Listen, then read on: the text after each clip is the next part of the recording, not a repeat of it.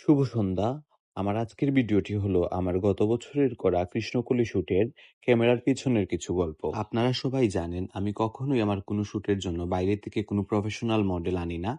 আমি সবসময় আমার নিজের বন্ধু-বান্ধব এবং পরিবারের মানুষ, কাছের মানুষ দিয়ে করানোর চেষ্টা করি। কিন্তু এই প্রথম আমার কোনো শ্যুটে আমার মডেল ছিল ইন্টারন্যাশনাল। 2025 এর শুরুতেই দিয়া প্রথম বাংলাদেশে ঘুরতে এসেছিল, তাও মাত্র 15 দিনের জন্য। তখন থেকে দিয়ার সাথে আমার অনেক ভালো একটি বন্ডিং। 6 মাস পরে দিয়া আবারও নিজের একটি ব্যক্তিগত কাজের জন্য বাংলাদেশে আসে, তাও মাত্র 7 দিনের জন্য। এই খবর শোনার সাথে সাথেই আমি দিয়াকে আমার এই শ্যুটের অফার করি এবং দিয়াও সাথে সাথে রাজি হয়ে যায়। আগের দিন রাত্রে প্ল্যান করেই আমরা পরের দিন রাতে শ্যুটটা করে নিয়েছিলাম। কোনো কিছুই রেডি ছিল না। বাসার মধ্যে টুকটাক যা জিনিস ছিল ওইগুলা দিয়ে আমরা এই শ্যুটটা করেছিলাম। কপালে সিঁদুর গেঁটে টিপ পরিয়েছিলাম, ভারী আলপনা করেছিলাম। সাবেকি বউ সাজে যেই ধরনের গয়না ব্যবহার করা হয় ওই ধরনের গয়নাই ব্যবহার করেছিলাম এই শ্যুটের জন্য। আগের দিনের বউরা হাতে কাঠের গাছকৌটোর জায়গায় পিতলের গাছকৌটো ইউজ করতো, আমিও সেইটাই রাখার চেষ্টা করেছিলাম। ছোটবেলায় ঠাম্মার কাছে গল্প শুনেছিলাম ওনার বিয়েতে সিঁদুর দানে দর্পণ ব্যবহার করা হয়েছিল, তাই তো আমি আমার এই শ্যুটে সিঁদুর দানের জন্য দর্পণ ব্যবহার করেছিলাম। অনেকের মনেই কৌতূহল যে শ্যুটের মধ্যে সিঁদুর দানে যেই সিঁদুর ব্যবহার করা হয় ওইটা কি আসলেই সিঁদুর নাকি অন্য কিছু। না, এটা সিঁদুর না। আমি আমার শ্যুটের সিঁদুর দানের জন্য